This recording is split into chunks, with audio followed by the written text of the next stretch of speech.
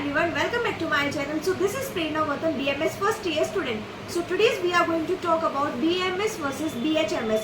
So मुझे पता है कि आप में से काफ़ी सारे बच्चे कंफ्यूज रहते हैं कि हमें BMS लेना चाहिए या फिर हमें BDS लेना चाहिए या फिर BHMS लेना चाहिए.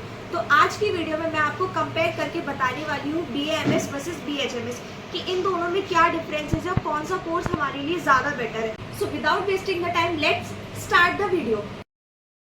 तो स्टार्ट करते हैं सबसे पहले BMS की फुल फॉर्म से. सो BMS stands for bachelor of Ayurvedic medicine and surgery and BHMS stands for bachelor of homeopathic medicine and surgery. और दोनों ही कोर्स हमारे नीट क्वालिफाई करने के बाद हम एडमिशन ले सकते हैं इन दोनों ही कोर्स में.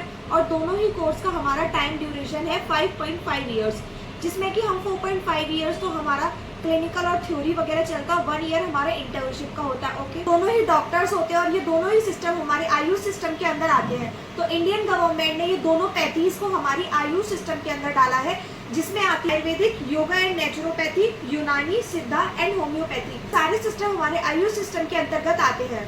तो सबसे पहले हम ओरिजिन जान लेते हैं दोनों ही पैथीज का. तो स्टार्टिंग करते हैं आयुर्वेदा से. आयुर्वेदा बहुत ही टाइम से चला आ रहा है और सब लोग कहते हैं कि आयुर्वेदा अनंत है, अनादि है, जो कि कभी खत्म ही नहीं हुआ है. तो आयुर्वेद की स्टार्टिंग लॉर्ड धन्वंतरी जी से हुई थी, जो कि ब्रह्मा जी के शिष्य थे. अब हम आते हैं होम्योपैथी की तरफ. होम्योपैथी की स्टार्टिंग हमारी 17वीं सेंचुरी में हुई थी, जो कि डॉक्टर सैमुअल हनीमल ने की थी, जो कि खुद एक MBBS डिग्री होल्डर भी थे. फिर अब आगे बढ़ते हैं सिलेबस की तरफ. तो सिलेबस में देखा जाता है तो कुछ ज्यादा डिफरेंस नहीं है, लेकिन BMS में हमें मॉडर्न भी पढ़नी पड़ती है प्लस आयुर्वेद भी पढ़नी पड़ती है. और इसमें कुछ ऐसा भी होता है कि जैसे अगर हम एनाटॉमी पढ़ रहे हैं मॉडर्न में एंड फिजियो भी पढ़ रहे हैं, तो उसके हमें आयुर्वेद पोर्शन भी पढ़ने पड़ते हैं. एंड प्लस इसमें हमें संस्कृत भी पढ़नी पड़ती है, क्योंकि इसमें श्लोक्स वगैरह भी होते हैं. ठीक है. और यही BHMS में एक एक्स्ट्रा प्लस पॉइंट हो जाता है कि BHMS में हमें संस्कृत नहीं पढ़नी पड़ती है. हमें मॉडर्न का पूरा पोर्शन तो पढ़ना ही पड़ता है, बट लेकिन होम्योपैथी के 1-2 सब्जेक्ट्स, कुछ सब्जेक्ट्स होते हैं जो कि हमें पढ़ने पड़ते हैं. तो ये हो गया सिलेबस का एक एक्स्ट्रा प्लस पॉइंट है BHMS की तरफ कि उधर संस्कृत हमें नहीं पढ़नी पड़ती है. ओके, अगर हम पोस्ट ग्रेजुएशन की बात करें तो BMS के बाद हम 14 से 15 ब्रांचेस में जा सकते हैं, बट लेकिन BHMS के बाद हम 7 या 8 से ब्रांचेस में ही जा सकते हैं. ये थोड़ा सा एक BHMS में थोड़ा कम हो जाता है एंड BMS में एक एक्स्ट्रा प्लस पॉइंट हो जाता है कि उसमें हमें ज़्यादा ब्रांचेस मिलती है, बट लेकिन दोनों ही कोर्सेज में हम पोस्ट ग्रेजुएट कर सकते हैं.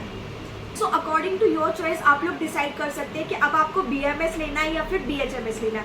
अगर आपको सर्जन बनना है तो आप BMS के बाद सर्जन बन सकते हैं, बट लेकिन BHMS के बाद हम सर्जन नहीं बन सकते. BHMS में सर्जन का आगे कोई ऑप्शन नहीं होता है. फील्ड में तुम लोग मेडिकल ऑफिसर बन सकते हो, जिसका एक एग्जाम होता है, जो क्वालिफाई करने के बाद आप दोनों ही फील्ड में मेडिकल ऑफिसर के लिए अप्लाई कर सकते हो. एंड फील्ड में आप क्लिनिकल प्रैक्टिस भी कर सकते हो. प्लस लोगों ने PG किया है तो आप एज असिस्टेंट प्रोफेसर की तरह भी मेडिकल कॉलेजेस में वर्क कर सकते हो. आई होप कि आपके सारे डाउट्स क्लियर हो गए होंगे एंड अब आप लोग चूज कर सकते हैं कि आपको BMS लेना है या फिर BHMS लेना है.